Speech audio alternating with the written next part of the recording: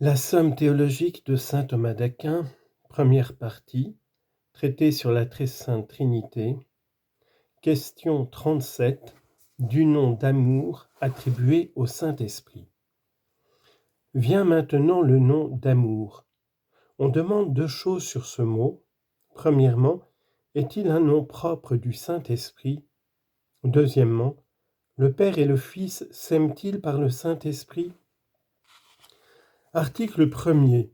Le mot amour est-il un nom propre du Saint-Esprit? Saint Grégoire dit dans son homélie 30e, l'Esprit Saint est amour. Sommaire. Le mot amour pris dans un sens personnel est un nom propre du Saint-Esprit.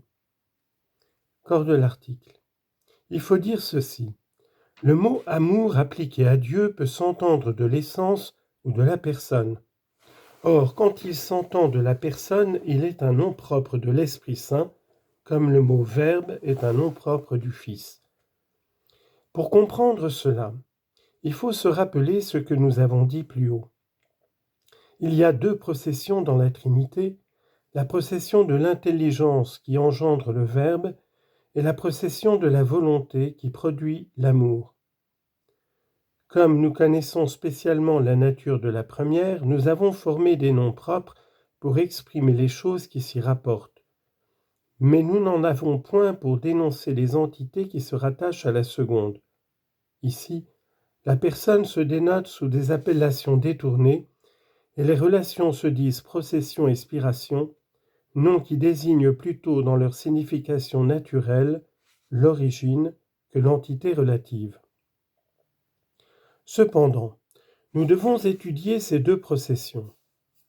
De même que la connaissance fait naître dans l'esprit la conception qui s'appelle verbe, ainsi l'amour produit dans l'âme une impression par laquelle l'objet aimé est dans la personne aimant, comme la chose connue est dans le connaissant, de manière que celui qui se connaît et s'aime est doublement en lui-même, et par l'identité de son être, et par la puissance de sa pensée et de son affection. Dans le domaine de l'intelligence, nous avons des termes pour exprimer toutes les entités de la procession. D'abord, connaître, qui dénote les rapports du connaissant et du connu, puis parole et verbe, qui dénoncent la conception dans sa naissance et dans son terme. On voit que ces mots doivent s'appliquer à Dieu sous des points de vue différents. Connaître se dit essentiellement parce qu'il n'implique pas l'idée de la conception produite. Verbe se dit personnellement parce qu'il signifie ce qui procède. Enfin, parole se dit notionnellement parce qu'il exprime les rapports du principe avec le terme. Dans le domaine de la volonté, nous avons bien les vocables aimer et chérir pour exprimer les rapports du sujet aimant avec l'objet aimé. Mais nous n'en avons point pour désigner l'impression ou l'affection qui résulte dans l'âme. Nous appelons donc cette impression, faute de termes propres, amour ou charité, à peu près comme si nous appelions le verbe connaissance ou sagesse engendrée. Ainsi, quand les termes amour et chérir impliquent uniquement les rapports du sujet aimant avec l'objet aimé, ils se disent essentiellement comme intelligence et connaître. Mais quand ils expriment l'affection qui résulte dans l'âme, de telle sorte qu'amour se prenne pour amour, procédant, et chérir pour produire cet amour, le dernier, amour, est un nom personnel, puis aimer ou chérir sont des verbes notionnels, comme dire ou engendrer. Première objection. Saint Augustin dit dans son traité sur la Trinité, « Puisque le mot sagesse est le nom du Père et du Fils et du Saint-Esprit, et qu'ils ne sont tous les trois qu'une seule sagesse, je ne vois pas pourquoi le mot amour ne formerait pas également le nom du Père et du Fils et du Saint-Esprit, ni pourquoi ces trois personnes ne seraient pas un seul amour. Or, un nom qui se dit des trois personnes divines en général et de chacune en particulier ne peut être le nom propre d'une de ces personnes. Donc, le mot amour n'est pas un nom propre du Saint-Esprit. Réponse.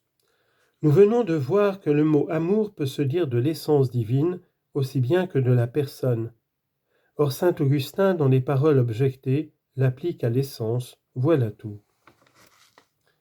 Deuxième objection. Le Saint-Esprit est une personne subsistante. Or le mot amour ne désigne pas une personne subsistante, mais une action qui passe du sujet aimant à l'objet aimé. Donc le mot amour n'est pas un nom propre du Saint-Esprit. Réponse. Connaître, vouloir et aimer s'énoncent comme verbes transitifs, mais ils n'en désignent pas moins des actes immanents, tout en impliquant un rapport avec leur objet. Voyez l'homme, l'amour reste dans sa volonté et le verbe dans son intelligence, bien qu'il renferme l'un et l'autre un rapport avec la chose aimée et la chose parlée. En Dieu, comme cet être nécessaire n'a rien d'accidentel, l'amour et le verbe sont subsistants. Lors donc on dit que l'Esprit Saint est l'amour du Père pour le Fils, ou pour quoi que ce soit, cela ne veut pas dire que cet amour passe à un autre être, mais qu'il se rapporte à l'objet aimé, comme le Verbe se rapporte à l'objet connu. Troisième objection. L'amour est le lien des cœurs, puisqu'il est, selon l'Aréopagite, une force unitive. Or le lien est un intermédiaire entre les choses qui l'unit, et non pas une entité qui en procède. Puis donc que le Saint-Esprit procède du Père et du Fils, il n'est pas l'amour ou le lien de ces deux personnes. Réponse. L'Esprit Saint est le lien, le nœud du Père et du Fils comme amour, puisque le Père s'aime lui-même et le Fils par une seule dilection, et que nous devons en dire autant du Fils à l'égard du Père, l'Esprit Saint exprime, toujours comme amour, les rapports du Père au Fils et réciproquement du Fils au Père. Mais par cela même que le Père et le Fils s'aiment mutuellement, leur mutuel amour, c'est-à-dire l'Esprit Saint, procède nécessairement de l'un et de l'autre. Par son origine donc, le Saint-Esprit n'est pas intermédiaire, mais troisième personne dans la Trinité. Par ses rapports, au contraire, il est nœud intermédiaire entre les deux personnes dont il procède. Quatrième objection. Qui aime a un amour. Or le Saint-Esprit aime, donc il a un amour. Si donc l'Esprit Saint était l'amour, il serait l'amour de l'amour, l'Esprit de l'Esprit, ce qui ne peut être. Réponse.